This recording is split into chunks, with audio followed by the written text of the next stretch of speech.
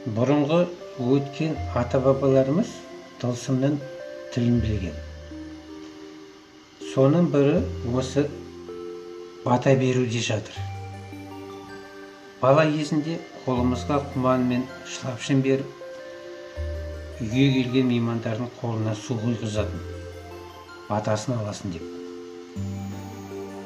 Сырым батыр бір аста келген меймандардың қолына су құйыпты, бата алмақ болып.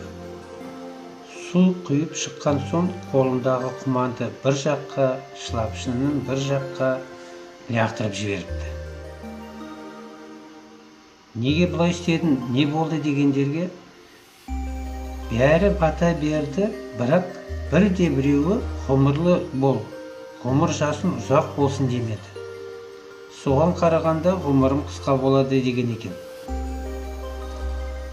Айтқанындай көп жасамай өмірден ерте озған Сырым батыр. Бұның екінші жағы да бар. Кей адам анау мынаны көңілге ала бермейді.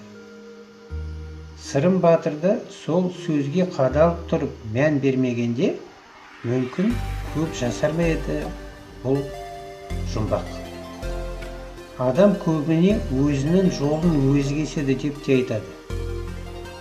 Өйткені сөздің киесі бар. Ол бүгінде айтып жүргендей программалап тастайды. Ал ол өмірде кейде солай болып жатады.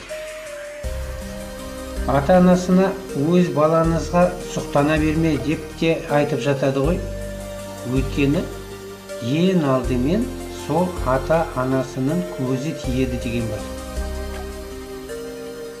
Бұл да шындықтан алшақ емес. Құдіреттің осындай тылсым күштері көп. Бұрынғылар бұны білген.